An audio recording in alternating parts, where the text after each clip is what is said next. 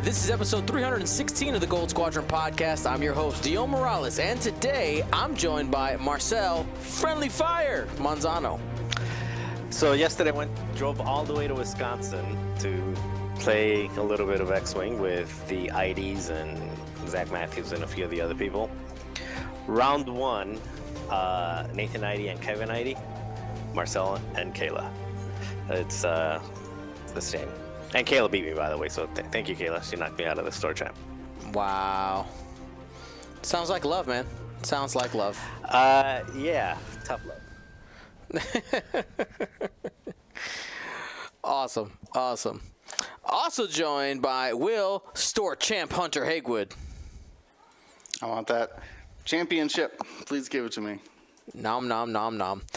Ryan Swag Delivered Staniszewski. It's great to get not only the world's participation cardboard in this week, but also my order for the charity-made helmet series tokens that Curl Paul has from Jim Harnack. His art for the helmet series, those are awesome, by the way. If you go to a store championship in Michigan that I run, those will probably be prizes. And James Summertime Ritter. It's summertime now, officially past the summer solstice, longest day of the year. But no one told Utah it is still rather cold here. That's your fault, man. You chose Utah. Don't forget that. The Utah life chose me. All right, as for announcements and news, like we're talking about, store champs are going on. Head out to your local store, find out when your local store championships are, and go to them. Tell us about them. Talk about them on Discord. Let us know how you did, what list you brought, what did you see. We want to hear about it. And again, letting you guys know that the Gold Squadron Store Championship at Pastimes is August 26th. Mark your calendars. Details coming for sign-up. Still waiting on those from the store. And yeah, Ryan, you were mentioning earlier in your little intro the world attendees. And now that's something we actually didn't clarify last week. Is if you participated in Worlds, you automatically received you've earned those you were owed, those punch boards as a prize, and people are starting to get them in hand now. Now, can you confirm, did you double, triple check you didn't get charged for shipping? I will do that live. All right. I know that was the only thing we were concerned about because it had a shipping charge on there, but it's a good chance that they just did some. Well, like myself, who do not live that extraordinarily far away and are in the U.S., shipping costs on that would be pretty low. But the problem was our concern was international players. Like, oh man, we hope they don't actually have to pay shipping because it could be way more. Mm-hmm. Yeah, exactly. So we just want to clarify, just make sure. Mm-hmm. He's checking the receipts, everybody. It's like $4 and something, and I'm pretty sure I haven't seen a charge like that in a bit. Yep, nothing like it. All right. Not charged. Bingo bango, baby. We are good to go. That's good to hear. No shenanigans there, and as expected, they arrive free of charge at your doorstep. Shout out to AMG for covering that. One of the pieces of news that we did receive here at GSP is, speaking of AMG, so got to go, good job AMG, and on the other side go oh man, AMG. We officially will not be at Gen Con, streaming the event. After going back and forth, basically, they told us they didn't have space, they couldn't accommodate us, and because of that, what we're choosing to do with that budget, with the money that we would have used for Gen Con, which Gen Con is probably out of all of our trips the most expensive one, or one of the most expensive ones, because the Airbnbs know what's going on, and all the prices just get super jacked up. It's not just for X-Wing, right? There's all this other stuff going on. So I'm not going to be heading out there, and we're gonna save that money for a rainy day, something else. We have a couple of other events, some that I can't talk about yet, around the corner, and we'll be announcing basically our streaming schedule in the next week or two as we figure out who's going to be traveling to which one. But we got about 5 premier level events already in the books, ready to go, and super excited to announce those soon. One that I can confirm will be at Nova Open for sure. That is one of them. Also, the Golden State Games. Forgetting what they have a I don't want to mess up their vernacular, but the Golden State Games World Qualifier. We're going to be at that one as well. So good times. Today is our way too early rankings. Now, if you haven't been around for the way too early rankings, we haven't done them since December 2022, and on that day it was me, Marcel, and Ryan only. I believe Will was unavailable that day, and James hadn't started coming on the podcast yet. So that means I had to refresh the look of this. I had to make it anew, and I think it looks pretty schwanky. I think it looks pretty good, right? So very simple. We are gonna kind of give you our rankings, but along with the rankings, we're gonna give you what we're gonna call a tier for that. So, for instance, when we did our way too early rankings previously in December, one of the things that happened is like the rankings 2 through 5 for us were kind of in the same tier, and it was kind of like parsing very, very close, but they were all kind of in that same group. It's a way to give us just a little bit more granularity when we're describing where we kind of think these fall. Now, as you guys know from our latest kind of when we're breaking down the points and things like that, I haven't been able to play too much, so I am taking guesses. Basically, my opinion in this podcast is what the casual player or the more just kind of like hey, I've heard of this, not quite heard of it, obviously I've been around the game for a long time, but I'm using basically a lot of preconceived notions and just the highlights. I've just been reading the headlines essentially when it comes to it. So I'm interested to see how this comes out. I will probably look like a fool in the end. You already have your list, done, or are you going to be influenced by what people are saying? I'll be influenced. I didn't write it down. I started writing it down, and I was like, I don't know anything. Why am I going to be over here and pretend? Why would I do that? Nope, not going to do it. So we're going to do it on the fly.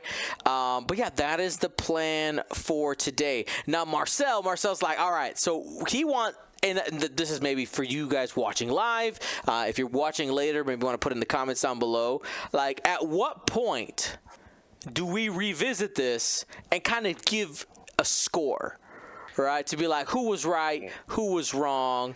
What were you thinking, Marcel? Well, so I did think about it a little bit after that. So maybe whatever comes first, the next point change or the end of the calendar year, which is 6 months. So in the next 6 months or in the next point change, whatever comes first, we'll take only the premier events from today, not counting the UK because that already happened. All the premier events coming from today to, world qualifiers, basically, from today to that point. And we'll count the top 8. And I'll do the numbers if necessary. But we'll do like the top 8. So for a top 8 placing, it'll get 1 point. For a top 4, 2 points. Runner-up 3 points, and a winner 4 points. So for example, the UK would have been 4 points for Rebels automatically for being the winner, 3 points for First Order for coming in second, and then there was a Rebel and a First Order in the top 4 as well, so they would have gotten another what was that, like another 2 points. So it would be 1, 2, 3, 4. That's what I thought. That way, instead of looking at only the winners or looking at, like how many people brought it and how many people, because I know we also talk, also share the stats of like, 50% of the people brought it, and only 5 people made top 8. So it's only 10% of the cut, where only 2 Scum people made it, and 1 person made the cut. So it's a 50% win rate or cut rate. I thought that, going that way would skew the numbers a little bit, because the idea is that if 50 people are bringing Empire, it's probably because 50 people feel Empire is the best faction to take. So that's why I was saying just count only the top 8. Or they Anyway, really, that's what I really thought a big about it, fan but of the bad it's guys. conversation. Or there's really a big fan of the bad guys. It could be, but I mean, that's in my head, that's probably what I thought would be fair. All right, so we want to come up with some type of scoring system. I mean, I'm down. We probably need to fine tune it just a little bit, but I'm down. You know what? We'll deliver that soon. We're not gonna give you a date on it, but we'll deliver the exact scoring. But we're gonna go ahead. We're gonna pull it all out there. And Marcel, I'm gonna have you open us up, son. All right. The worst faction. Who do you think? Oh, we're starting from the bottom. Okay. We're starting from the bottom. Now, worst could mean that it's still like A tier. You don't have to go from bottom to top. You can go. But okay, you want the bottom. I just want your bottom. Nothing else. All right, my bottom. My bottom is the Scum on the bottom of my foot. Scum. Yeah, I think right now Scum is at the. And are we doing the regular? Yeah, like what tier would you say that is? Yeah. It's S, A, B, C. D. C is D is the lowest. okay.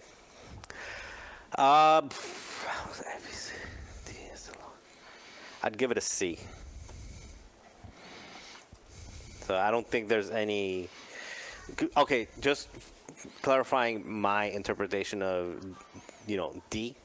If D is the garbage can, is Dumpster tier. D, Yep. Yeah, D has 0 opportunity, or there's like no way they win anything. It's like you're looking at the person who brings Scum and you're calling them an idiot. That's what D No, is. I'm calling them that they want to have fun and be thematic. Sure. You can copy and paste that exact scoring down on me as well. I've also put Scum in last place, but just a C. Marcel, with it not being a D tier, there must be something in that faction you think is flyable. I think Fen Rao, Sarasu is good. Fen Rao is good. Yeah, the M3As, Fang Fighters. Yeah, Dirge is it, or one of those guys? The Rogues, Dirge and Cad. Those Rogues are decent. So I mean, they've got stuff they can play with, and you've still got like the YVs and all the large base strips. Yeah, the medium bases. Boba. I mean, Boba's kind of hurting a little bit, but people can always make fire sprays work, because fire sprays are still fire sprays. You can remove a lot of their loadout. You can't remove their chassis. It's true. Yeah, just for my benefit, this is my first 2 early rankings here. Can we clarify what we mean by S, A, B, and C? So S and D. Just like and just define it. So yeah, Sure. S is the super tier. It is like best, absolutely. Why are you not taking? Like, if you want to win a store championship, go reach for this. Like, it's a thing that is just a step above everything else. All right, super is where the S comes It's like from. Defender Vader when Defender Vader was not controlled by points, or if there was ever a moment when Defender Vader was not controlled down points. Like, it's such a good ship, and so it's got so many tools that it just stands at a same thing. Ray, like Ray and the Falcon for many occasions, or Dash, when Dash had his heyday, were S tier. Yeah, I mean, just that thing that sticks out. That's another way to kind of think about S. A, really, really high performing. You could definitely win an event with something in this tier. B is still on the positive side, but maybe you're not making the most optimal choice when you're going with B. C is where you're starting to make some really like it's gonna be tough. Like you're making maybe some more thematic choices. Maybe it's a faction you like, but not necessarily the right choice. And D is just dumpster. It's just bad. Stop it. What are you doing? Okay. Are we doing pluses or minuses? Or No just straight minuses. It's just in the tier. rank? Okay. Yeah. What do you? I guess to bounce it over to you guys. Do you feel that Scum deserves the C? Well, let's see what everyone else gets, and then. I guess here's another thing we could, and again, we're doing this kind of on the fly, everybody. Do we want to just go faction by faction and reveal where we think they are? Is that a little more fun? Okay, My list is. I my think that list sounds is good. set. Yeah, but let's just. Yeah, I already did my list as well. Oh, Mr. No Homework. Well, I didn't do homework. I did work while we were speaking. So while you guys were going on and on and on with your endless intro, Yeah, it's like when you were supposed to do the homework, but you can do it before first period. Is that what you're saying? Yeah. Or like No, you do it during first they're period. Taking roll, they're taking roll. yeah, you do it during first period for second period. All right. I see how you play, Marcel. All right. Yeah, for me, Scum was last, but it was also it fit a B for me by those qualifications. Okay. Just because I feel like there's still a lot of really good toys available for Scum, including like Fenrau and all the things we've mentioned. But I don't think that it's by any shape or form not able to win an event. I think you could definitely still pull off a win with Scum. All right. And just to be clear, C, you can still win with C. You're just making it difficult on yourself. Just like handicapping yourself. I mean, we are handicapping talking yourself, about yeah. like every ship, every pilot in the faction. So As a whole, maybe yeah. not like as an average, but like to me, Scum has a lot of bad pieces. Yeah. Yes. Most of the Y-wing pilots, even though I really like the 3-point ones these days. Like the let's see. Like Quinn I mean, Jast and honestly, all those guys are good. I mean, yeah. I mean, once you're 3 points, like you really have a minimum bar to achieve to be like decent, right? So like, can you set an objective? yeah, can you like get an objective and take 3 shots? So like that's all we're asking from you. But I mean, like most of their chassis to me are pretty bad. Most except for Bosk, the 2-point Z, most of these are unflyable. Even the YV666s, they're going down to 6 points, but now they have to compete with Dengar. So like, I don't see a lot of value in them right now either.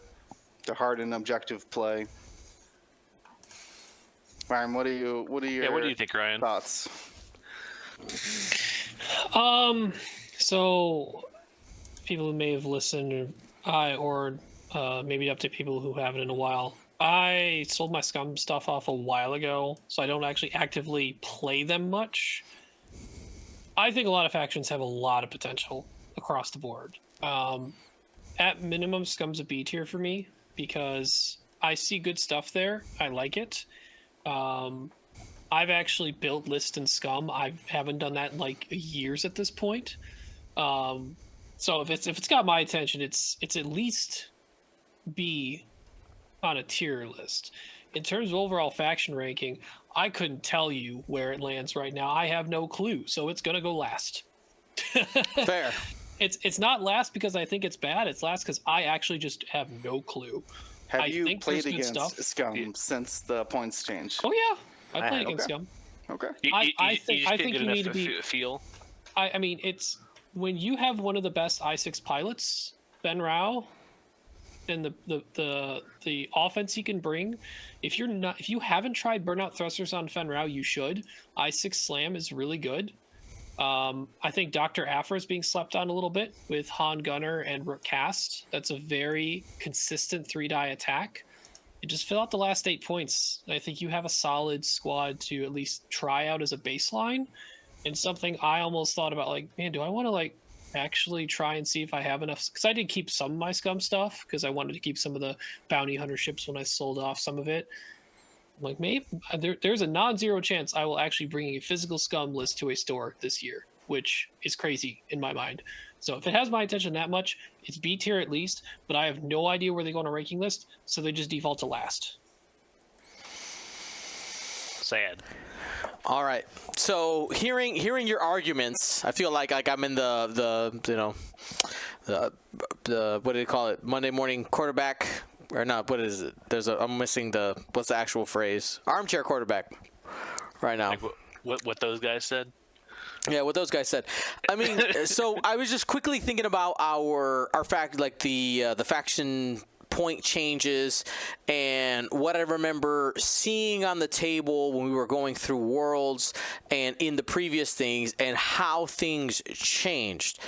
Now, Scum didn't make a big splash at Worlds, if I'm remembering correctly. Like, it wasn't really present, and it's the one when I look at the changes, it seems like they needed the most amount of help, and it came in some places, but they got hurt in others, and I'm not convinced that it's enough to really push it through, but I'm not putting them at the bottom. I'm going to go ahead and I'm going to put Scum, for me, not at 7, but at 6. And I'm going to go ahead and say that it is a B tier. One other note, a lot of people just actually, like, there's no actual tournament data on Scum because no one's bringing them. Right. So I don't think we've determined they're bad. No one's trying because they think it's dead by looking at it. I'm trying to think of, like, the Mandalorian went down from 7. Dengar went down from 7. Finn is down from 7. Like, all the Fangs got reduction, right? But, like, do people want to still put that investment into these, like, large base ships? I think Scum is it's a faction that's one of the newest feeling in the effect that what you build and what you will come up with is very different than what most avid Scum players are probably used to. You're not getting here's this ship with a gigantic amount of upgrades being a bounty hunter featured ship with a couple other 2 or 3 to 4 other ships maybe on the board. Like, your upgrades got lowered. It doesn't mean the ship is worse. It's different. You can still bring a lot of the baseline good stuff for it, and they become more value picks than massive heavy hitters with these massive amount of tools. Dace is actually a nice one because he gets the title for free. So it's a 4-pointer with a title. That means a 3-die gun plus plus a side turret, range 1 through 3 turret, plus getting to hold on to focuses, plus being able to carry some crew around and maybe being a coordinator with Gleb or being a support with Gamut Key. So it's a 4-point ship that is basically an X-wing with a rotating arc that holds focuses, that can also do other options or carry a bomb or do something. So it's a real ship now. It's not a bad call. All right. So Twitch chat, you get to choose the next faction. First person to put a faction name is the next faction that we will go ahead and rank. Let's see, who is the fastest internet plus fastest fingers and ready to type will end up being the decision maker there. All right, Matt B coming in with the First Order. All right, First Order is on the menu, boys. All right, Ryan, we'll reverse order here. Ryan, where are you putting the First Order? So it's weird because First Order is probably the most restricted faction in terms of building list. They actually have 0 2 cost ship, and they have 0 6 cost ships. You have 3s, 4s, 5s, and 7s. That is it. Their value at 5 is extremely strong. Almost all their silencers are 5, except for Kylo, who's 7, who, by all accounts, got to be the most powerful he's ever been since Supernatural Reflexes was a pick for him, because he could take extreme maneuvers, outmaneuver ahead. Basically has a talent slot and a ton of loadout. Right? It could be something else in the future. So silencers are looking really good. Wilo's 5. He's very good too. And that went down, right? It was at 6, went down to he was 5. 6. Now he's 5. He lost a little bit of loadout, but it's pretty manageable. You can still get most of the kit. Yeah, pretty much all the aces went down. Like if you're not a TIE fighter or a TIE bomber, you went down. Yeah, Vonreg, Vonreg went down 6 to 5. All the FOs pretty much stayed the same cost except Midnight went to 3, so now every one of them is 3. Midnight lost some loadout in missile slot. A lot of the better FOs lost some loadout, but there's definitely some stuff you could still make with them. And Lehuse, an I5 SF, is now 4 points instead of 5. It is probably my common pick at 4 points for FO right now. The weird thing is I think you can put a really good list down with FO, but I don't think there's that many tinkerings you can do with it. You know what I mean? Like as the meta evolves, I don't know how deep in changes and adjustments you can make with that faction. I could be wrong, but I think they're A tier, but I think they're like say 4th.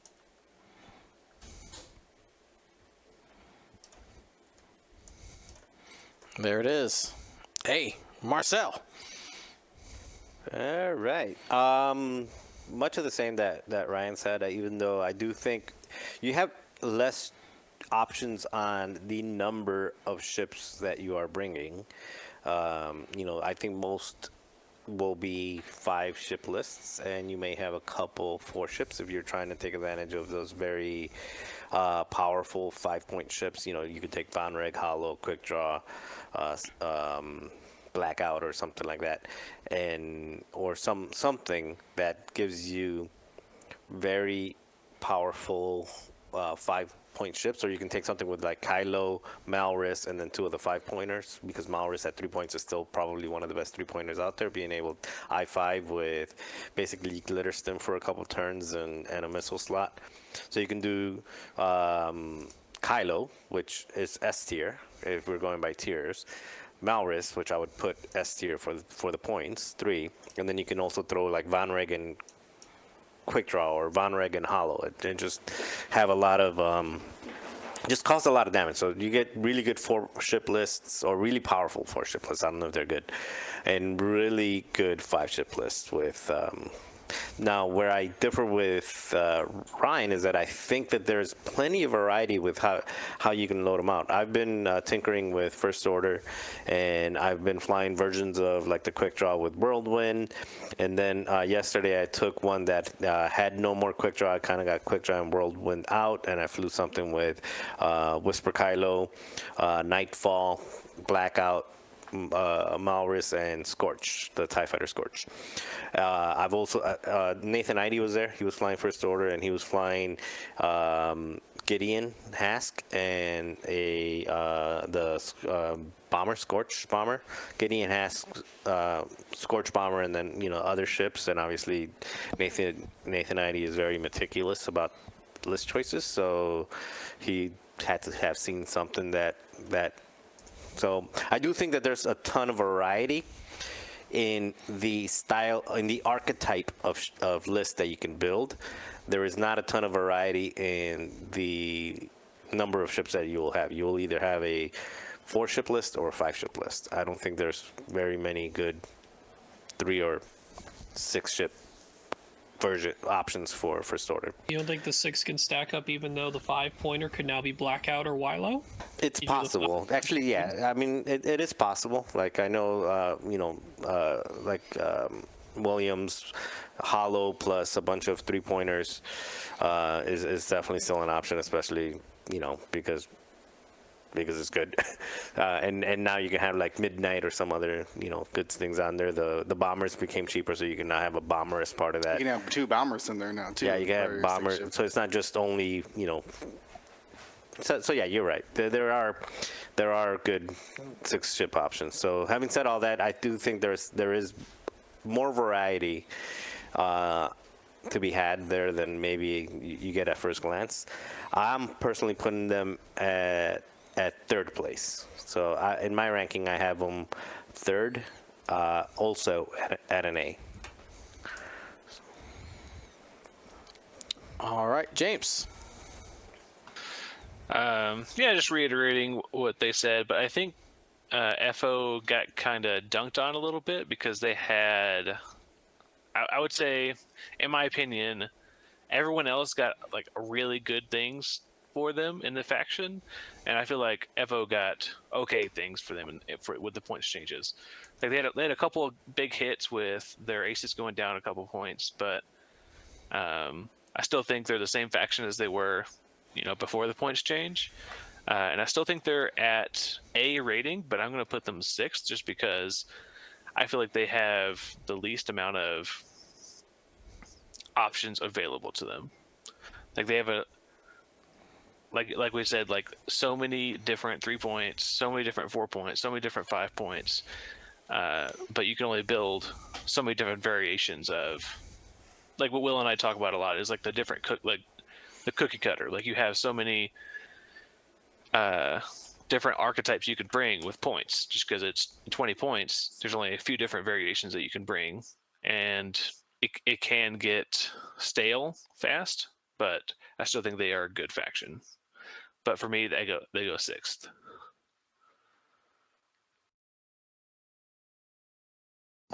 Yeah, I do think that their list And building. with what grade? What tier? A still, yeah. A still. So this. Oh wait, this is the wrong person. Burp. So you going from B straight to A. Mm-hmm. All right. He likes those factions. I am going to put them at 3rd. While I don't like, they are getting hit for their creativeness and variety of their list. I mean, I'm trying to think of like the craziest list you can do is throw a Psi shuttle in there or a Z shuttle, right? Otherwise, it's mostly just efficiency or like quality ace. Like we had mentioned, all those 5-pointers, right? I mean, honestly, if you made a random 5-point FO generator, if it just spun the wheel, you would land on a decent pick, right? But they are getting marks. I'm going to give them an A rank as well. I think they're ease of use. You can find success with them. Pieces are good. They're just lacking in diversity. They don't have a large base. They got no turrets. The best kind of support ship you're looking at is just like Gideon in the Z shuttle. So not a lot of great alternatives to really spice up that efficiency or quad ace. Awesome sauce. All right. For myself, one of the things James had mentioned that I saw was that not too many things in their faction, like they didn't get too many pieces.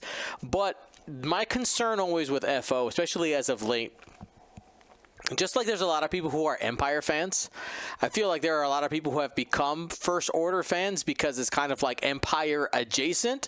And especially there have been a lot of really good players that are just like fans of the First Order and or like their shtick, and I mean that with all love, but like that's what they do. Like it's like, I am a First Order player. I'm also very good at the game.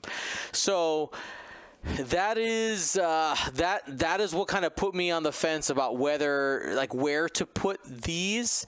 I think I might have to put First Order for the sake of our game here. I'm going to set them also at 4th, and I'm going to be giving them an A tier, and I'll lock that in because of the reason I said, because of the people who play the faction. I think that's where it might end up.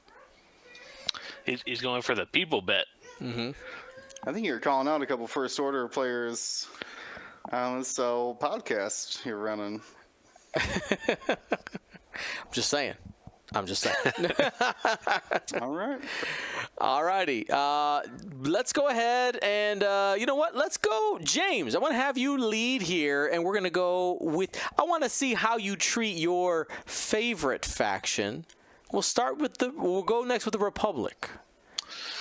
For me, Republic goes 3rd with an A ranking. Just the just mass efficiency of 4-point arcs, 3-point socks, 4-point Naboo's and Adas, and 2-point ships that are fairly good. Like, I would say fairly good, and still with a little bit of customization. With you can either do the fire control or you can do the dedicated. I think dedicated is probably better with those 2 Z's. But yeah, just the mass efficiency of those clones really pushes it up into, like, for me, it pushes it above a lot of other factions. You plug it in. And 4-point Naboo's. So Yeah, and 4-point Naboo's. I mean, I've been having a lot of fun with the V-Wings lately. Still so cheap at 3 points. Oddball has been a surprise hit for me. I've been putting Ion Torpedo on them, even though you want to reach for that advanced. I know, Marcel. I'm putting Ion Torps on them. So I want to ionize them and then drop a bomb that they must go into now. All right, Marcel, you're next. First order, where are you going? 3. An A. You can't go 3. You got first order at 3. As you said, Grand first Republic. order. Grand Republic. What, I said the wrong one? Sorry, Yeah. You said Republic. first order. Yeah. So Republic. I actually like Republic a lot. I'm not flying it. I have no intention of flying it. It's just not. It's not the mood I am in. But I just see a ton of stuff there. Yeah. So I obviously all the Siege of Coruscant stuff is amazing. The arcs are great value at 4 points, all 3 of them, but 2 specifically, stand out with Wolf and Oddball. The V-Wings are great. There's just a ton of things that you can do with it. And that one, these do have a ton of variety. You can go very defensive. You can go spam and do like they did at the UK Expo with a 7-ship list that is very efficient. And I actually originally had them at 3rd, but something just at the last second, like I swapped First Order and Republic, and I put the Republic at 2nd. But I originally had them at 3rd. I originally had First Order at 2nd, Republic at 3rd, but the more I thought about it, I think I'm a little bit biased just because I'm not in the mood to fly Republic, and I'm not. But just seeing what some of the other people are building with it, and just knowing that anytime you have a ton of force, a token sharing, and double-modded shots, basically double-modded offense and defense on everything, it gets a little bit scary. Plus, nobody plays objectives better than Republic, period, because of the force. There is not a single faction that plays that is better built for it, because they have crit generation, they have force, they have token sharing, so they've got numbers, so they play objectives amazingly. So I'm gonna keep them at an A, same as First Order. And James, I really do hope, I'm going to call you out here, I really do hope that you don't have like 6 ships at A. I mean, 6 factions at A. Like, we got to, I mean, if you do, you do. I'm not, but I'm just saying, like, I have 4 at A. Okay. But I'll take that. Yeah. I just think a lot of factions are in a good spot. And yeah, they are in a good spot. Is that a bad thing, Marcel? No, it's not a bad thing in terms of like game. It's not a bad thing in terms of game balance and playing. It's a bad thing in terms of hot takes. But it's not. But if that's how you feel, that's how I feel. Like don't let me bully you. Tell me how I feel. Yeah. So wants that extra internet drama from you. Yeah, what's a spicy take? I want you to be like Empire, dumpster. Yeah. But anyway, with the Republic, I like the Republic for other people to play. So 2nd place. All right, Ryan, where are you putting the Republic? Hemmed and hot about this a little bit because they're definitely within a certain group of factions right now that are high contenders. Marcel's very right. They are probably one of the best factions that you feel comfortable in most objective situations. You have token sharing, so if someone needs to do an action or an objective, you have a token in the backfield or somewhere near you for Born for this, or you already have Force, one of the two. They have some good firepower. Now all 3 of the SOC arcs are 4 points. It's a big deal, especially the Oddball's I5, and has Selfless, which is not nothing, by the way. So other people can pick up some boxes, and Oddball can eat the crits for them, depending on if they're close enough to them. They have a ton of permutations of even 6 ship. Most factions can only generate a certain type of 6 ship list that you feel comfortable with. I have like 3 of them in Republic, and they're all different. Like, they play different. They expect to do different things. And that's not even getting into the 5 ship list either, and the permutations that can develop into. But I think I'm going to go with the same thing as Marcel. A tier, 2nd place. It will be done. All right, so let me take a quick peek at what I wrote down here. So for Republic, I know that they're good at the Force. Like, that's my memory is similar to what Marcel is talking about, right? They're really, really good at objectives, and when people bring them, it's usually it's either feast or famine. They're either bringing it because you know what you're doing, or you're trying to copy somebody, and then you get dumpstered by a bunch of people. All right, and looking at some of the changes, I haven't had a chance to play with the new stuff. For me, that puts Republic slightly lower than First Order, not because of its top potential, but because of knowing and witnessing how difficult playing the Republic can be if you're not making correct choices during the game. I think it can be kind of tough, and for that, I'm going to go with B tier. They're definitely a very trigger-happy faction. You got to know all your triggers with Republic. Yeah, even if you take a simple list, like, there's so many different triggers because each, for most Force using ships, they have an ability that uses Force. So now you have to remember, do I want to spend that Force for the ability or for offense or defense? And then also almost all of their the faction abilities are all and SOC is all like trigger based, so you have to really remember what you're doing. Also, always count and make sure you have enough tokens, because for as many of the SOC cards you may be bringing, there are a lot of charge tokens. So yeah, don't forget to count all of them if you're bringing a Republic list. There's shockingly a lot.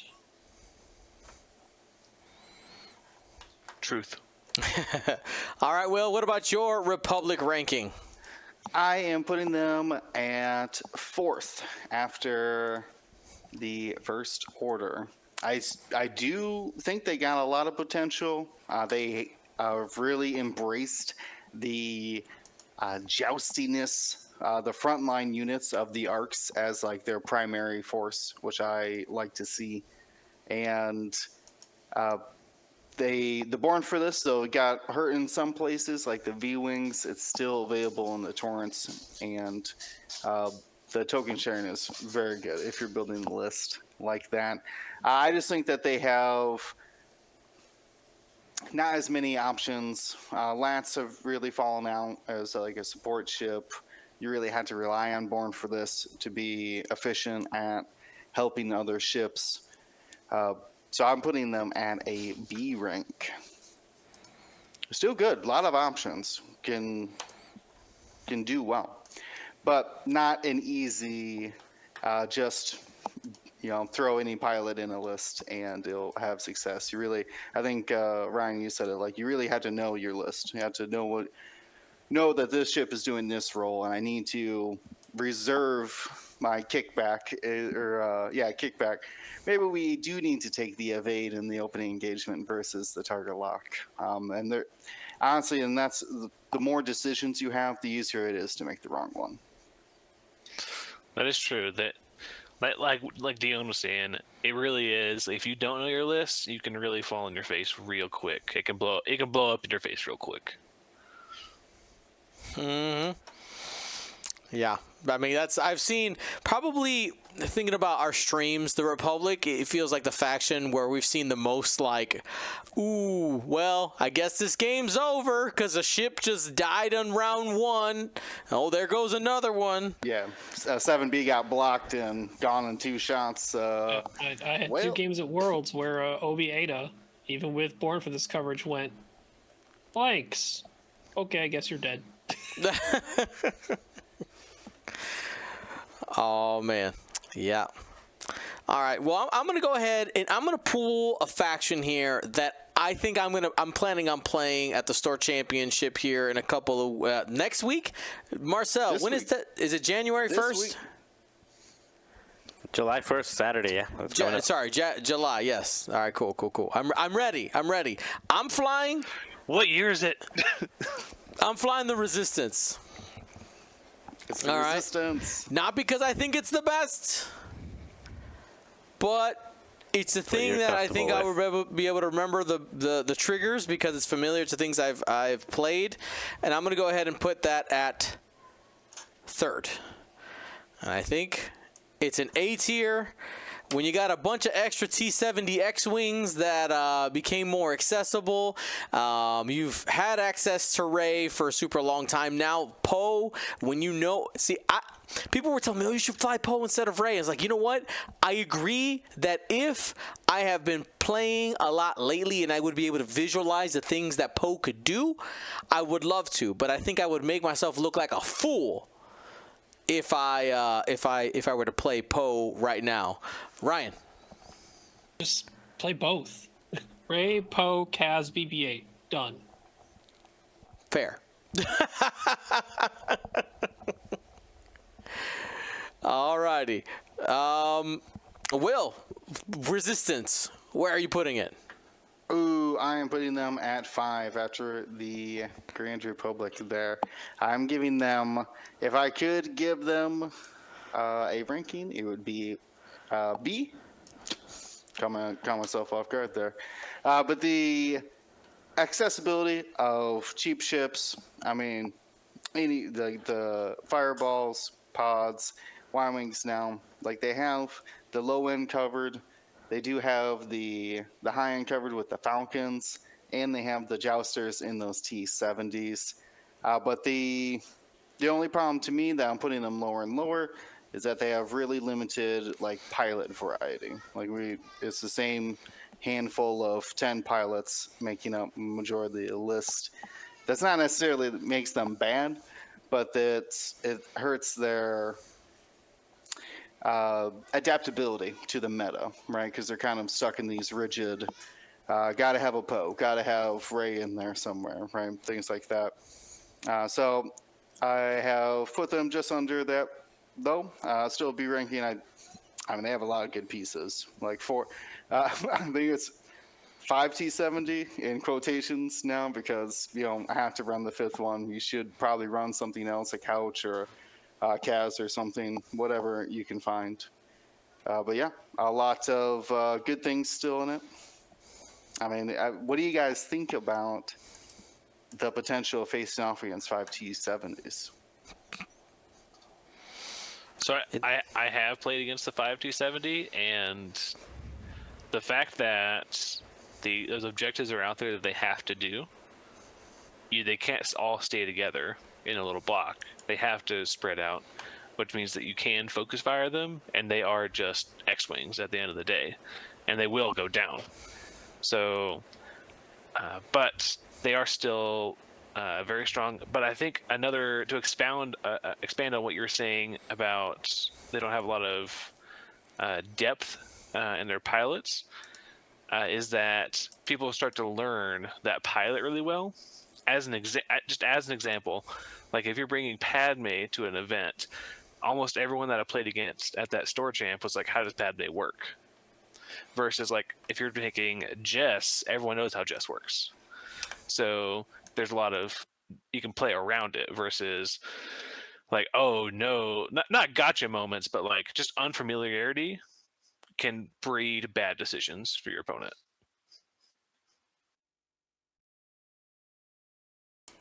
All right, let's see. So James, so where are you placing the resistance? For me, it's fourth at A. Just 5 T70s as a possibility, and also those Falcons. Those Falcons are absolutely absolute monsters out there. I always used to laugh at the Resistance Falcon, but nowadays at the prices that you get them and the toys that you can still bring, they are nothing to joke at anymore. I am terrified of Ray and Poe. All right, Marcel.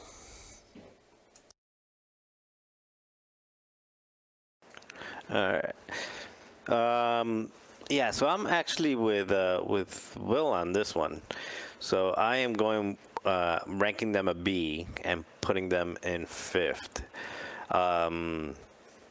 They're definitely better than Scum, so they're not a C. They're not, they're not in the same tier, but they are 100% not in the same tier as something like the Republic. Like they're in between. So I think B is a great spot for them because they've got a lot of options in pilot choices, but like James was saying, that they don't really carry a lot of tricks up their sleeve. I mean, probably the best trick that they have is the YT 1300 Poe. Being able to like double reposition at I6.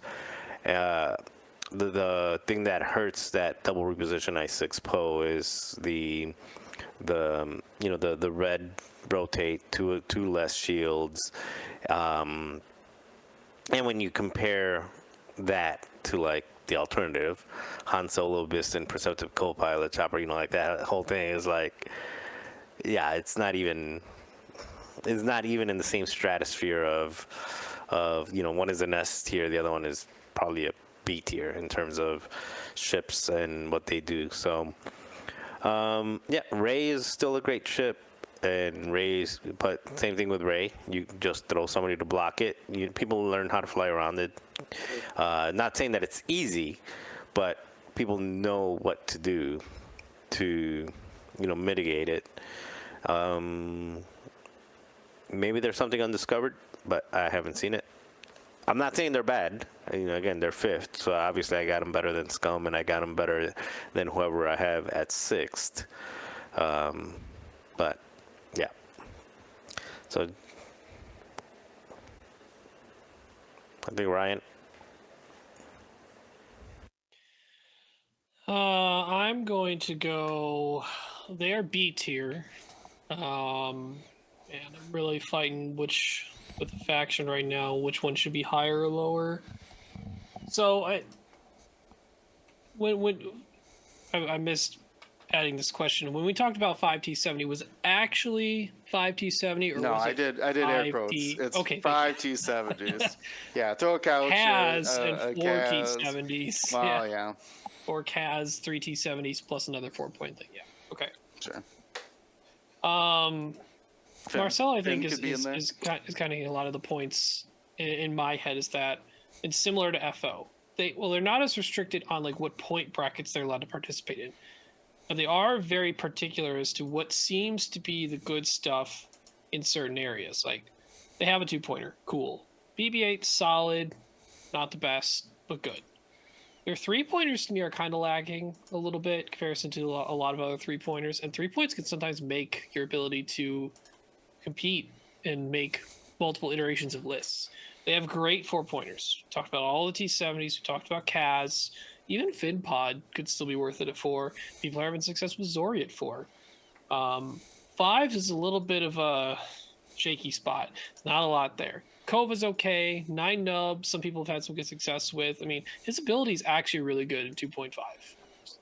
You go for red move and get blocked. Oh no, I Yeah. don't actually Yeah. get stressed, and I take a Yeah. focus, and I still don't get Yes. stressed. Someone Yeah, someone tried to it's- 4K, Jeez. bumped into me, didn't take a stress, took a red focus, and then got rid of the stress. And I was like, Yeah. that seems not right. That's- yeah. Kind of nuts, actually. So he can. I mean, he breaks some certain things in how the game's like meant to be dealt with at this point, but he is still T70. Marcel, like as Marcel said, they aren't, or James, I forget who specifically, but they aren't apt at objective play that much in terms of objective actions. Right? You're giving up your ability for your one of your only modifications on that ship to do objectives. Now, I think they are great in assault, because they do all of them at boost. Boost is an incredible action for a ship to have in 2.5 right now. And Snap is great at boosting because he doesn't have to. He gets a better afterburners for the whole game. And we talk about their 7-point ships are great, but I think I'm putting them at 6. They're not in the top echelon in my opinion. And who I put at 5, I fight a lot with between this and Resistance, because I do like both factions. Although I actually haven't played a single game with Resistance in new points, but I don't feel like I've gravitated towards those factions that feel the newest, that are pretty much just like they shook up so much that like you're playing a new faction almost, and they're not that. I think they're just like, here's more T70s, and your Falcons are good, and some of them are cheaper. Yeah, I definitely see your point. I think there's still a lot to check out for Resistance as You far lost the as screen. I know. I'm working on it. I think there's still a lot in Resistance that maybe is still hiding. But I think for the most part, it's generally in the middle of the pack then. I guess mine was a B. Wasn't sure if you got that. Sorry, earlier. that was really early on. I was waiting, hoping was, you would, yeah. you would say it's coming around again. My own talking was trying to like really figure out in my head, like, are they 5th or 6th? Trying to rationalize it. I could change in like 5 minutes, but I'm not going to. I'm setting them at 6 for the purposes of this ranking. All right. So we got 3 factions left. We have Separatists, Rebel, and Empire. Let's go with one of the OGs. Will, which one do you want to do? I feel like there's going to be a lot of discussion about Empire. All right. I am putting Empire in my 2nd slot at just A tier. Ooh, not S tier. Even though we're at 2nd. No, you'll see. You'll see. I have chosen my rankings wisely, or foolishly. We'll see. Only time will tell. But Empire, though they did take some hits, the Iden and Moff Gideon did go up in points. They got dropped out of a lot of archetypes because they got bumped up into literally a different caliber of ship. The difference between a 3-point ship and a 4-point ship right now is massive. So that has hurt a lot of their capabilities, though they still have that Battle of Yavin Vader. He can still bring the boys, so I normally skip Backstabber to grab literally any other 4-point ship. But to me, they're hitting every check mark. They got amazing 3-pointers and those TIE fighters, especially Mauler next to Vader. The high-end aces, you're still doing well with Vader. And even seeing Tier coming back and having success. Large bases like Rack being more and more popular. Even though I don't think Decimators ever came out of fashion, but now people are experimenting with which Decimator they want. They're all 7 points, so obviously you want to look at the I-5 if possible. And even Bomberset made a big splash, though not as big as people. It's not auto win. Just because you can shoot 3 dice double modified doesn't mean your ship will survive the multiple engagements from it. So has very minimal weaknesses, but honestly, like every single chassis to me has so much potential. V-wings, interceptors, like Reapers, still high quality ships. There's just really not a wrong ship to play in Empire right now, or we'll say chassis, wrong chassis. You can always find that kind of pilot. But what do you guys think about that kind of diversity versus what we've used to being able to see? Because if I'm not mistaken, from what we saw was just Vader, Reaper, TIE fighters, maybe variations on which Vader you're taking. But do the new points breathe life into these? I feel like you're not going to reciprocate my high praise of them. I think I'm probably going to be the one who places them the lowest. Just seeing, I got a feeling. I'm just looking at the board. Like Ryan has, what does Ryan have? He has 1. We all got the first slot open, which is. Anyway, I'm gonna place them fourth. They're fourth in my list. I think. Which is kind of a surprise with the Empire. I think a ton of people are going to fly it. A ton of people are going to try to make it work. They do have a lot of versatility. They have, like you said, they have Boy Vader. They also have Starter Pack Vader. So now you get a 6-point double action Vader back with an additional shield. So very, yeah. So it's got a lot of tools. It's got some really good,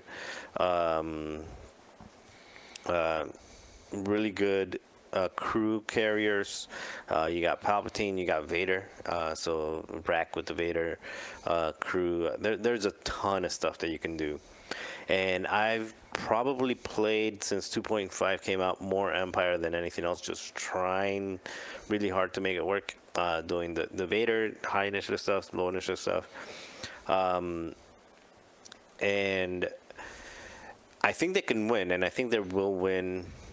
They will win or get finals in some. So I'm probably shooting myself in the foot by a rating system. I just think that a lot of what they do is there's counters to what a lot of what they do, and there's counters to a lot of what they do.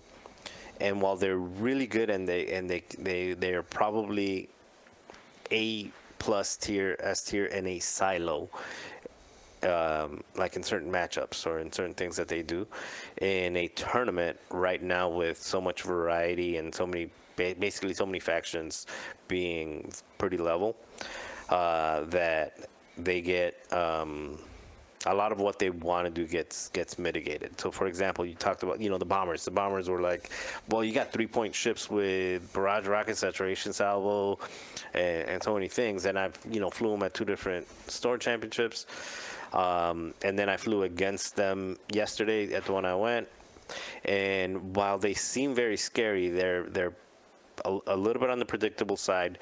They don't do objectives well because they have to basically sacrifice their entire offense and defense in order to do so, and unless you're coordinating them. And then on top of that, they're very susceptible to jams, which, whether it's you're flying a Whisper, you're flying other things that have jam, or you're flying against the mag pulse, which you will, in any tournament, you're going to run into. If you're playing 5 games in a major tournament, you're going to run into mag pulse maybe 3 out of those 5 games. It's just out there, whether it's Von Reg, Hollow, Malrus, or something. A high initiative mag pulse is going to be somewhere on the board. And that's the other knock on rack. I flew against the rack yesterday. A rack that's jammed or mag pulsed without the reinforce is kind of a sad rack. He's not having a good day. So I think Monarchy is probably a better call right now because of all the jams out there. You can just double up on your reinforce early. So I do have him as an A. I just saw that I hadn't given him a list. I have them as an A. I don't think they're a B. But they are definitely not where they were before the points change, because so much stuff that directly counters what they want to do, and also because they struggle so much at objective play with having ships that do objectives and also contribute in other ways. So you can get, like, for example, the Academy pilots are pretty good. You get in the Academy pilot, you go out there, or you get Palpatine. Vader kind of has to sacrifice a gun to do actions, so maybe not him. I see Ryan's face squinting, and squint away, Ryan. And like I said, I'm gonna have them lowest compared to everyone here. I knew it, but I'm not a big fan of them right now. I think that they're a bit predictable. You can counter them. You've flown against Vader. You've flown against, maybe you haven't flown against Sunter, so Sunter might be. So Sunter might catch people off guard because, but you've flown against most everything else, and as long as you know how to approach the bombers are actually pretty easy to play around, or get around them to play, and make them be not that meaningful. All right. Well, Ryan, what is your opinion on the Empire? I think the Empire is A tier, number 1 overall. I don't give any faction S tier at this point. It's a little too early. To, I guess, respond to Marcel, notice my squinting in questioning what he's saying. I think Empire does two objectives very well. In particular, we know that Vader already is a crit machine. Anyone trying to hold a box is going to have a hard time doing that against an Empire list. Vader brings crits. Now, along with Vader being really good at telling you no to boxes, he's also really good, starter Vader specifically, at saying, I'm going to press this button and still get my full offense if I want now, which is really good. On top of that, you have other aces that can now partner with him and not take up a whole lot of points in your list. Soontir at 5, even Grand Inquisitor at 5, but probably Soontir. Rack is a piece that can bring some very disruptive upgrades. Sure, yes, you may run into a game where jam, mag pulse, or something can jam his reinforce off after he's already taken like a lock early game to mitigate it. But Death Troopers, Vader crew, if you're not taking Vader, which is probably unlikely, Seventh Sister, a lot of stuff that really messes with your opponents, what they want to do. I'm definitely not in on the mass barrage bombers, or what I call the barrage box. I don't like them sticking together. They basically become a giant ship that's got to point their arc generally at the same thing. I definitely like Tomex at 3 a lot. I like Larir at 3, actually, probably more than Reimer right now. Sure, he doesn't have his high initiative, but he moves in such a weird manner. Can easily get on a flank with Lone Wolf setup and make him a little more durable than your average low initiative interceptor. You got Mauler Backstabber, which is still really good. Combination of 7 total points to bring the 2 to bring some front-loaded I-5 offense. The Reapers are still great. Feroff is probably one of the better objective ships in the game, as well as one of the more disruptive ships in the game. It's got insane speed and is a medium base. So Assault's really good for him, and as well brings jam, brings some extra durability with Feroff's ability. And kind of the new loadout that seems to be the favorite being Captain Hark and Ion Limiter Override. It's getting some really weird places when it does red moves. And there's more 4 points that kind of aren't being looked at as much because a lot of people are bringing the Barrage box that has Jonas at that 4 point. I think Countdown, we've seen some people try 5th Bro. Juno and Merrick are both still 4 points for those I5 X1s. That's some really good value, I think. Merrick can still bring Afterburners and FCS and call it good there, which is, I mean, we know those ships want to have boost. So they bring a lot of high initiative killing power. They bring some good objective doable ships, sure. Is Tomax a good objective ship? Probably not. He will exist close to an assault point and try and maintain around it. He may be able to pick up a box early if he hangs back and then lets other things kind of clear the way for him to shoot sniper shots from afar if he's holding a box. But I'm not bringing a ton of bombers and knowing that I can do objectives well. I know they can't, but I theoretically am only bringing Tomax and other stuff. So I think there's great list options. They don't do 6-ship particularly well, but I think their 5-ship is so strong, and their 4-ship can be too, that it commonly sets the pace for what is put across from them. It's like, hey, I am now, this is my Empire list. Here's Vader. You have to deal with him. Scary. Here's potentially Soontir or the boys or Tomax, or like the list of high initiative stuff that these are going to shoot, and they're probably going to hurt. And oh, by the way, here's this Reaper that just disrupts most of your plans that you had in some capacity. And I have a good amount of objective control. So it wasn't an easy choice. I do think there's a lot of stuff that can compete near the top, but I think right now with that starter Vader, the 3-point options, the Reapers, that is a baseline that most factions wish they could have. The jealousy of the Reapers. James, where are you putting the Empire? For me, it's got to be at number 2 at an A ranking. Even though we did lose a lot of a lot of pilots went up. They kind of like priced them out, as Will was saying. I think there's still a lot of pilots that went down, including Rack, that Larir. As fun as he is, I don't know if he's good, but he's a very fun and could be a very but spicy he's here. pick. He is here. He's fun and good. Yeah, I think he's great.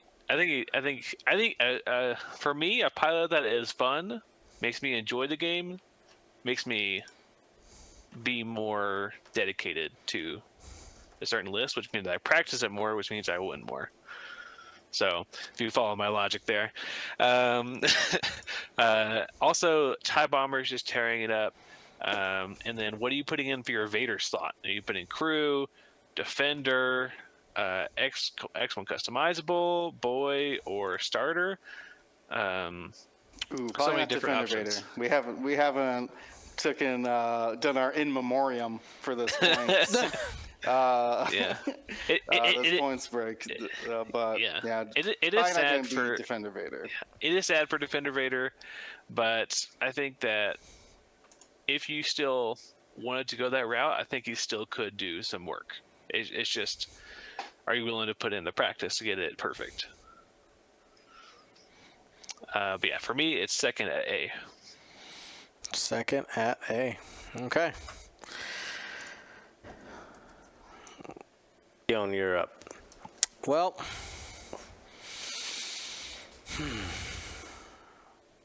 Ryan gave some good arguments. In my So I will say this one thing though. Again, it's not to get you to change stuff. Just it's in my view, this point change helped significantly helped 5 factions. Like 5 factions had significant improvements by their points changes. One faction was probably to maybe a little bit hurt, which was the Scum. Empire didn't seem to get many favors. They got a couple, like Brack, I think, is a big favor. And the bombers being available is a favor. So they've gotten some help, but not the other 5 factions. Definitely got a visible buff across the board, where the Empire is probably stale, and Scum got kicked in the booty. well, what I was going to mention was, Empire has always been a very popular faction, has almost always done really well because of the amount of iteration that has happened with them. Because I feel like in tournaments, because they show up the most, there's the most, I mean, this could be, of course, completely wrong, but I feel like we get the most data out of the Empire than any other faction, historically. So I think they will do strong because of that by itself, but when we get to the end game, Empire will likely have found its best version of itself because of how much iteration happens and how much play for the Empire that happens. That's probably one of the biggest things that has me leaning towards giving Empire just a really high ranking. So I'm gonna go ahead and I'm gonna set it at second. And I'll be able to talk about. I think we're gonna hit Rebels here in a minute, but I am gonna put them at S tier. Not today. They're not S rank today, but they will be S rank at the end. That's where I'm at. All right. The Separatist Alliance, friends, the least brought faction out of all of them, the least populous of them all. I mean, from going over the points, I feel like they were given the least amount of favors out of everybody. At least it felt that way. At least the pieces that I found scary were or most popular to be scary. The bombardment drones got slapped around a little bit, right? Specifically, that's probably one of the biggest pieces that we've been seeing. Good riddance for pizza deliveries. Yeah, a few less pizza deliveries. I'm going to go ahead and grab the Separatists. I'm going to place them at the end. Again, not because, listen, I know ISOFane's going to see this and I'm going to get a text probably in a couple minutes. Like, I wouldn't doubt that. But I'm placing them at B because they still have plenty of potential there if you're willing to put in the work and have the patience to play them. B tier for me.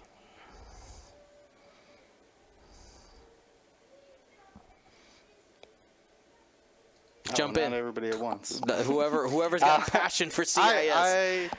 I don't have a lot of opinions on CIS. I do need to play them more. I'm putting mine in the 6th spot. And I would like to give this a higher ranking, but I think I'm going to have to give it a C. Ooh. I know. Spicy. My boy. They have a lot of potential, but it's the same old list. It's the same fire sprays. It's the same combinations. I think we're going to see. Ryan's doubting me, but Yeah. There's a big doubt face. I believed in the 3-point tri-fighters, and they don't feel right. They don't. I was like, yeah, well, we'll just bring a bunch of them. That'll be good, right? Wrong. Wrong. That is not how that works. Yeah, some hits to the hyenas. The vultures aren't doing great either with the independent calculations. Not that they can't be successful, but they are going to have a harder time than these other factions who could just spin a wheel of pilots and end up in a good 20-point list. Ryan, you're giving a lot of reactions there. What say you about the Confederacy? So they are a little bit niche in where they're good and where they're not. I think their 3 points are abysmal. They're probably the worst 3-point bracket faction right now, with really only the HMP garnering my attention a little bit. And I don't even want to bring more than one at most. Most of my list actually. Special shout out to the Hondo HMP. Very not funny. even. Nope. Doesn't provide any offense. Get it out. Get out. Get it out. Or no more additional defense. So I commonly when I get to the point where I'm ending up with a three ship thing in CIS, I'm like, where do I need to fix this? But I think Zam being the same cost as Django is actually a pretty good deal, pretty big deal. I think the Zam might end up being the most popular fire spray in this edition of our points. Most Scum players have opted out of playing their faction, it seems, and even then, the fire sprays aren't really as sexy as they used to be. It's all about the fangs. It's all about the 6-point bigger ship bounty hunters now that are more interesting, more 4-point things like fangs, and more rogues that are 4. They're drawing a little more attention. So it's just nothing interesting there in the fire spray. Finally, seen enough of them in my lifetime. I'm done. Grievous, yes, lost out maneuver, but man, is he still as durable as heck all the time. And you got shield or afterburners, your choice. Afterburners is a lot of utility. Shield just gives you a little more additional annoying amounts of health. Yeah, maybe made him even more tanky with this change. Yeah, maybe. But I think I might be going out. This might be a hot take, but I think they're being criminally underrated in the 4-point slot. It's not deep, but man, is Dirge and T-81 from the Siege of Coruscant absolutely ridiculously annoying to kill, and they can output some serious damage. You need so many more things to go after those ships to make sure they stay dead. Whether it's Dirge getting his charge and just discarding some cards, or whether it's T-81 just re-rolling for whatever results he wants. Take infinite amounts of strain and deplete, doesn't matter. I'm just digging. I'm always over here just digging. Yeah, and then Sunfox is now 5 points. It's funny to say, out of T-81, Dirge, and Grievous feels like such a solid core to me as Separatist. They're all extremely annoying to kill, / durable, and they all have decent offense when they're not being contested, or even when they are being contested. Like, they still shoot well. It's weird to say that Sunfox is probably the least durable, but is potentially the most game-changing out of the bunch. And you can put them all together in a list. It got second at the Welsh Open over the weekend. Yeah, I was like, shout out Don Flanagan. Yeah, it just did very well. Yeah. Don't you also get a vulture in that? You do, by the way. Yeah, I was like, there's another one in there. Yeah, you get a whole vulture in there, which you can go 081 with an shell charge or Iron Assembler with Discord missiles. I played a game recently where Iron Assembler used all 3 of his charges and was basically a 6-hull vulture. It was hilarious. Yeah. So that's the worst case scenario for anyone across the table is that you don't. You gotta kill it in it. one round, otherwise it's going to be annoying. Yeah. Do not just do 1 damage to that. It is not an obvious list to play in terms. You can build it. It is not easy to just pick up and play. There's a lot of nuance to it. There's a lot of things you need to keep in mind. Sunfox will die, and you will have to get used to how he can die, because he can die many ways, and it's very tragic. But also, people facing Sunfox need to be aware he's definitely nowhere near what he used to be. I know people have terrible nightmares of him still for what he's done to them in the past. The fact that you can rotate yourself 90 degrees and shoot at him, if you're already stressed, you should still probably rotate yourself 90 degrees and shoot him. Shots coming at Sunfox is very scared for Sunfox. So most of the time when I'm playing Sunfox, I just dump the tractor on them and say, I'll just shoot you. I don't need to move you. Unless it's some game-changing move that I need. So they're niche. There's stuff that could work. I think the Zam Fire Spray could still be dangerous. But I think because the difficulty level of playing them, it's what we see all the time, Tion, right? Low popularity, high win rate. The people who stick with them know what to do. Not a lot of people have experience against them. They get caught off guard with the certain tricks that they don't see often. So yes, they have high capabilities, but they are difficult. So I'm going to put them B tier at my number 5. Done. James? James, okay. For me, they've got to go in that 5th spot for me. They still have a lot of good toys available, even if they did get a little bit of a bonk this go around. But like Ryan was saying, Sunfac being a little bit cheaper, and there are being a ton of small bases running around. That is just, I love that. Sunpack loves those small bases running around for him to just prey upon. And there's already a couple of solid list compositions out there, but I feel like no one is paying attention to, like, there's so much more to be had out there that I think we're missing.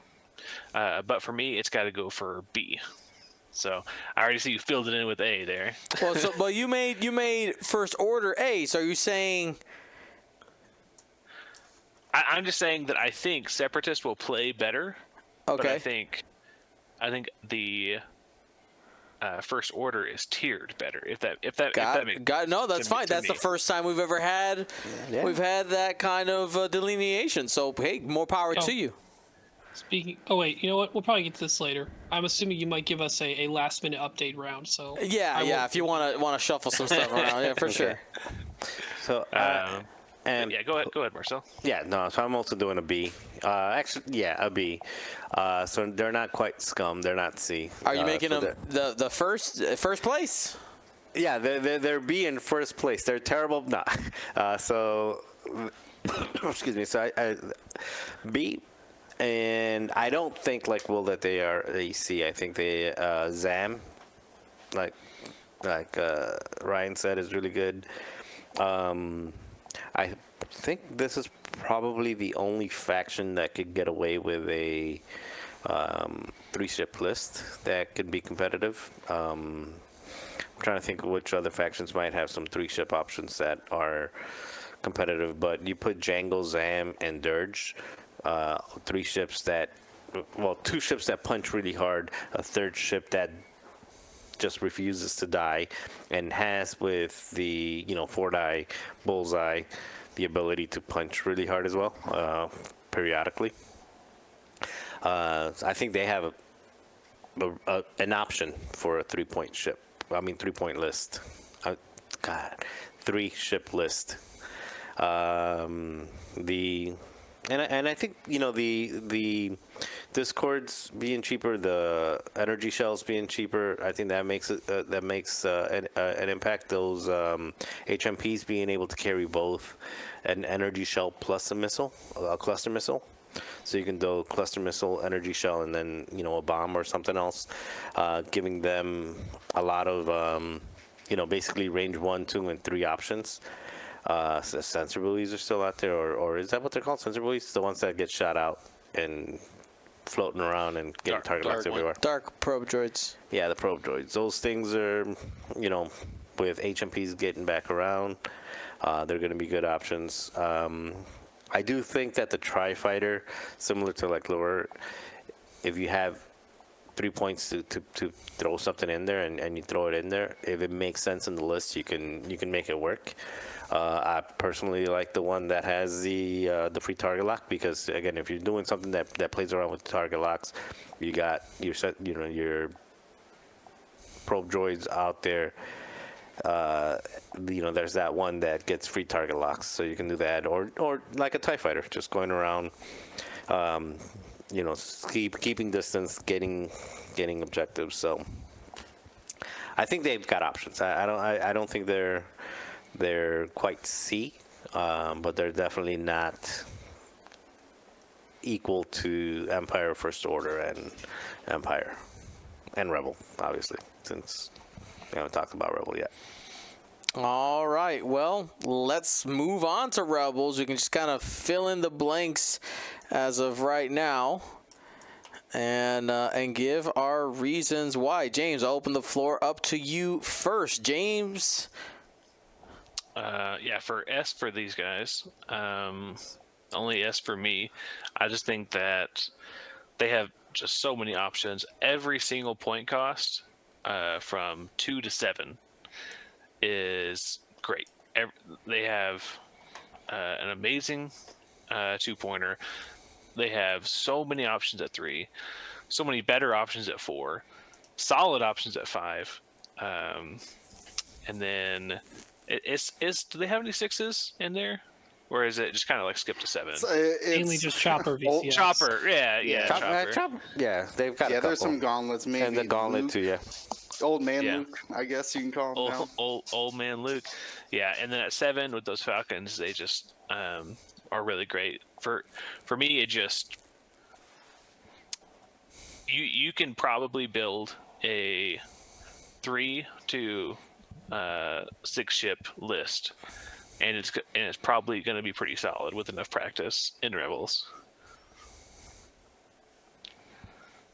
All right.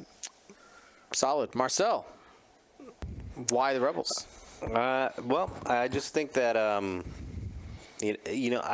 don't know how much variety they have. I know James said that they have a ton of variety. I don't know how much variety they have, but what they do have is they probably have the combination of for starters, I think they have the best ship in the game as of right now, pointed based on everything, which is Han Solo. Which one? Original the original Han Solo. Got it. Not the boy. He used to be 8. Now he's 7. He kept a ton of loadout. What's his loadout? Let me check. It's 20. Yeah, so 20 loadout. And he's got the ability to do Biston Perceptive or Biston Baze, basically consistently shooting twice at Initiative 6, being able to re-roll all of those is meaningful. If you put gas clouds out there, you're basically not really caring. You're just flying straight through them. If you roll a crit, guess what? You just re-roll it.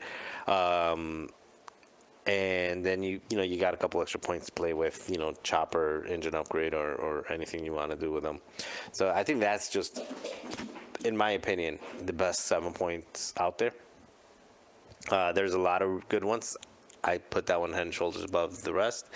And then you pair that up with Luke Skywalker, proton torpedo force that regens itself when he gets shot at, R2-D2, instinctive aim, if he needs to shoot at, Sunfac is out there and Sunfac does not get out of that range 3 bubble, well, you're getting 4 dice at you with with 1 focus token left, or with not with focus, because usually, with the focus.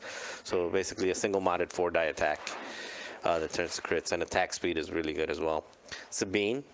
You can fly Sabine either with Lone Wolf if you're using her to just collect the good objectives and run away and just be on her own little island, or with Beskar is I think how most people are flying her, which essentially in some situations works like a shield upgrade. And then you've got some really good 3-pointers. You got Y-wing options. You've got of course the A-wings, Wedge. And I don't think Arvel's that much, but Keel, a force, and side sloop, 8 loadout points, Procket, or concussion missiles and something else. You can do concussion Lone Wolf if you want to be that one, the one that goes around and does its own thing. Lone Wolf concussion. Wedge is really good at 3-pointers, and then you also have some decent 4-pointers as well, some X-wings and Bodica. I think Bodica is a really good piece. I think I saw someone flying it with an Initiative 6 as well, like a Swarm Tactics Bodica, just bumping them up to shooting at 6, shoots, and then if you don't shoot it, then it basically shoots again with full strength, versus shooting at an Initiative 4 where sometimes its second shot is depleted. So I mean, U-wings, actually we haven't even talked about U-wings. Like I don't think they're top tier, but U-wings got some versatility in them as well to be able to contribute. And then the other things that it can do as well. Again, it's not that much versatility, but you can do like the whole torpedo, Corn Horn, Luke, and just a bunch of torpedoes, or Gina. I think I've seen that one. Corin, Luke, Gina, and everybody's like just putting out a ton of damage. So anyway, that's why I'm giving it an S, but I actually think it has less versatility than many of the other ones. Just Yeah, I go back and forth on that because what is good about the faction, their good pilots are, so I wouldn't say undercosted, but have high value for their point cost. And it's hard to not. They are very good. I will preface this. Maybe I'll start by saying that I am only giving them an A rank. And that that shortage in the bench, if you will, is concerning. That there is a gap between like their average pilot, which is okay, right?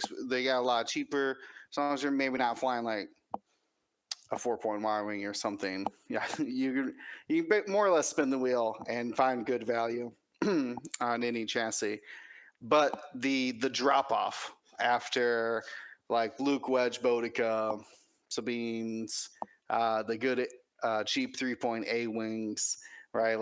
The uh, like I said, the quality really starts to fall. The same like they have 4-point arcs as well. What, just like the Republic? No, wrong. They're not as good as you might think. So there is some flaws. While I mean, still a quality 4-point ship, they're not exceeding in some of those. So I do think that they're going to be very popular. They're very easy to build. They're high offense. You can bring a lot of them if you want. You can bring Falcons. You can bring large bases. You can bring lots of different variety. Though I can't give it the S tier because I think that we'll see the same, very similar to the problem that I had with Resistance, to where we're going to see the same like 10 pilots a majority of the time. It's really only when you're branching out and trying to like really innovate the faction will you like reach into their larger pool.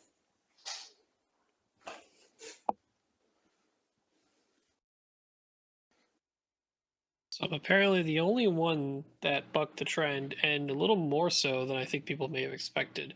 As people saw in Dion's poll he put in Discord earlier, there were a ton of people. I think overwhelmingly Rebels was the top pick for first rank overall in our GSP Discord.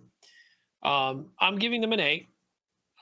They're in the top discussion, 100%, no doubt. I think they're the new hotness. I think people are drinking the Kool-Aid probably a bit too much.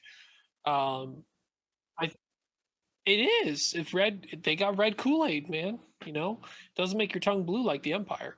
But I think there's really good pieces. When I started going through what their depth felt like, I think that's what Will mentioned. I kind of agree with. Like after Keo and Wedge at 3 points, I think there's a drop. There's still some good, but there's a drop. I don't know how often I'm reaching for a third 3-pointer. After Bodica, I think there's a big drop in the 4s. Sure, you got Thane and Korn as I5 X-Wings, but they are just X-Wings without force. There's a big difference between Luke and the rest of them. Now, I know they're different point costs, but I don't want to bring them most cases. But speaking of Luke and Fen Rao at the 5 points are very competitive 5-point ships across all factions right now. And you have a really good reason to bring one, if not both, in your Rebel list building. And while Chopper VCX was great fun, it got me my store championship win. I think it's going to be overshadowed, right or wrongly. I don't know yet. But Han Falcon is very popular, shown to be very good, and I think a side of it is people are out of practice dealing with a good, threatening Falcon. Right? We haven't had this in a while, where we've had a big base that can boost, shooting twice, and be I6, which theoretically has just been Han this entire time. So we haven't seen Han in this version for a long time be this competitive, because he's got a lot of the other stuff around him now that is costed lower and puts things together that make a more full, complete list. So I think there's a level of people are unfamiliar with how to deal with that Han, not just by like list teching against it. I'm talking about just playing it on the board. How much pressure you need to put on him, knowing that if he has to boost, he's not taking his focus action. He really wants to only take the focus action. If you force him to bump, you better be able to follow up with the other shots, because if you only have one other follow-up shot, he's still getting his focuses, he's still shooting twice, and one of your shots going into him is completely unmodded, and his rerolls will help him probably make it just 1 damage in total. So there's a particular way you need to fight that Han, and you can kill it. It can die. It's going to take a bit, but when you get it, that's a 7 points, which is a lot to get in the when you're playing the game. So I think we're getting a little bit of the we're in the honeymoon right now. Like, things are feeling good with the rebels. Want to keep using them. Try the iterations. See how people have noticing how good they are. People jumping back on them. Very nice. But I think as time goes on, people are going to find other tools or remember how to play against that Han, or knowing that Luke can still die, that this Fen does not have Scum Fen's ability, both offensively and defensively. Not to say all those things aren't still threats. They can very much be threats and kill your ships. But there are correct ways to fight these, and I think over time people are going to understand what they need to do against them, which is going to knock the rebels probably back down a little bit, because their high tier options and combinations can be put together, seem very good, and they are going to be meta defining, but I think they're lacking in adaptability depth. Actually, I am not going to change their place, but I am going to put them back down to an A, because I do agree. Like, the people will get used to them, and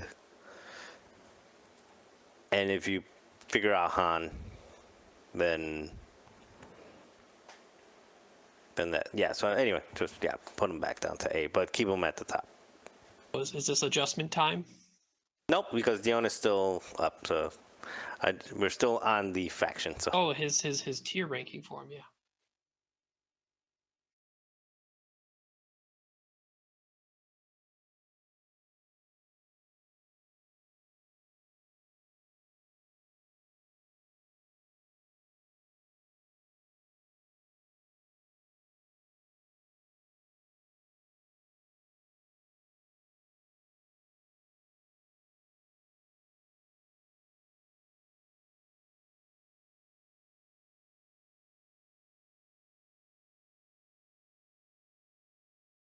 Unless the chat is lying, you are muted.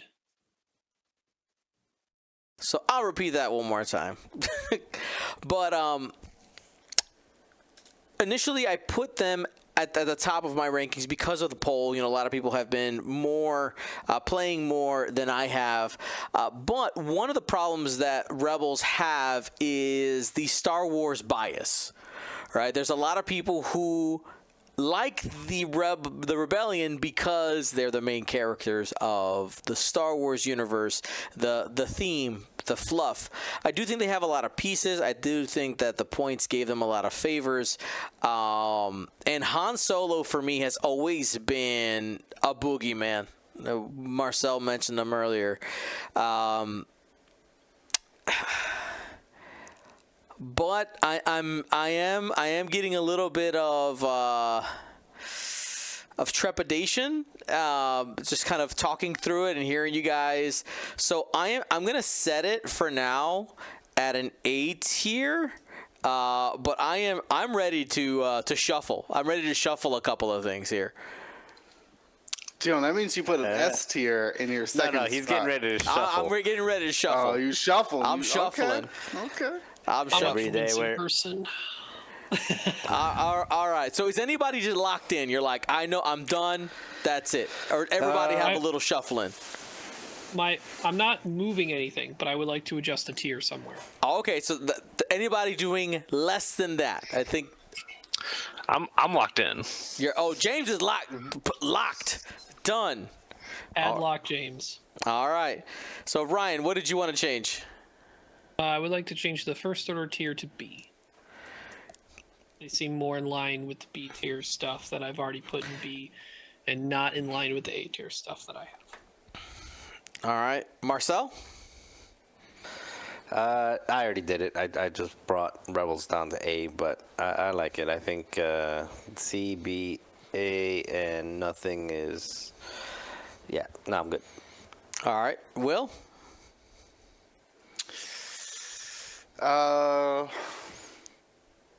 No, I don't regret most of these.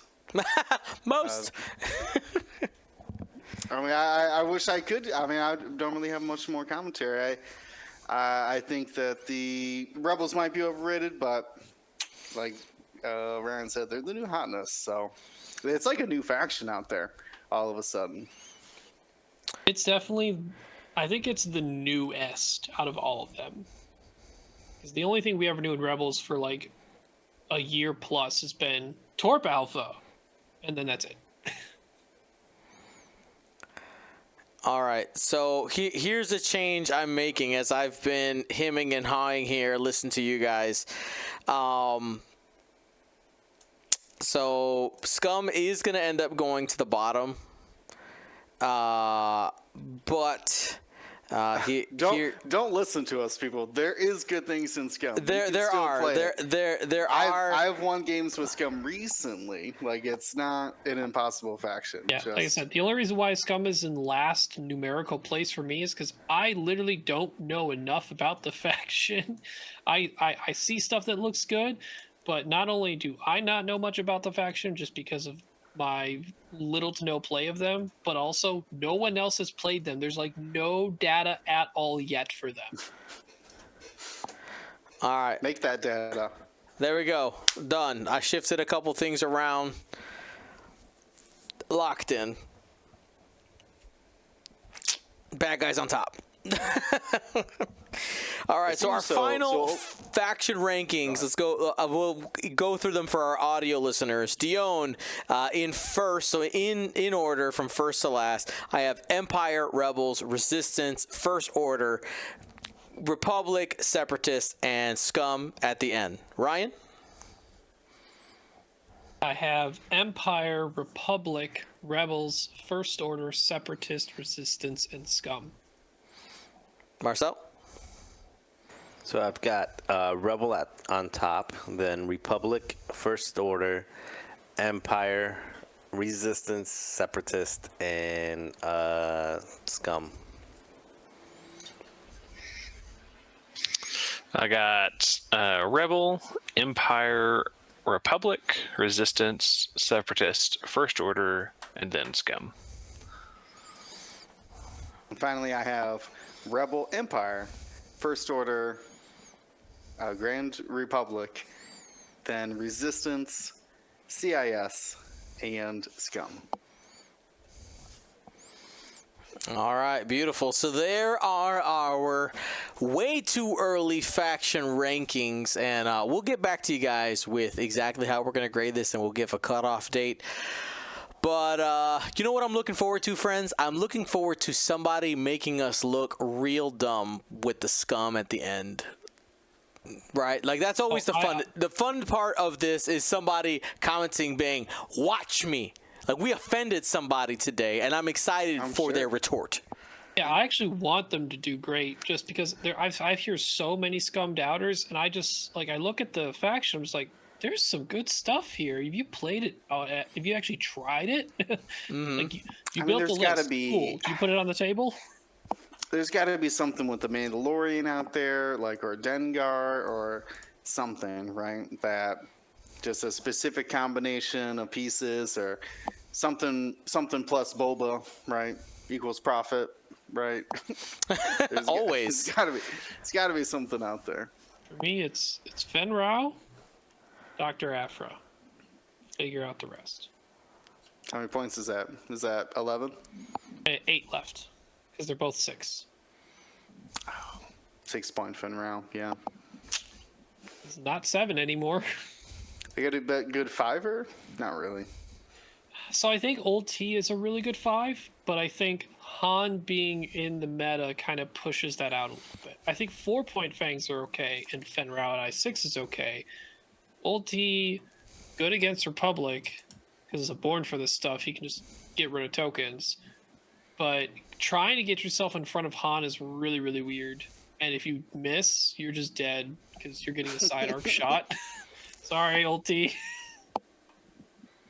I think he's good, but I don't know if I'm trying to slot him in right now based upon what's existing in current meta. All right. Well, friends, there are the way too early faction rankings. If you want to give us your opinion, we do have a poll for at least the top 3 on our Discord. It's really interesting to see where people are in that. If we actually take a quick peek, let me pull up Discord right here, we can see that so far, top ranked, the most votes for the Rebellion. Second ranked, it looks like we got most votes for the Empire, and then third ranked, it looks like it's technically the Empire again, but it leans towards the Resistance after that. So yeah, we will we'll see how it all turns out. Thank you so much for listening. Be smart, be safe, and hopefully you're having some summer fun, unless you live in Utah, where apparently summer just refuses to go. Thanks for watching, everybody. Gold Squadron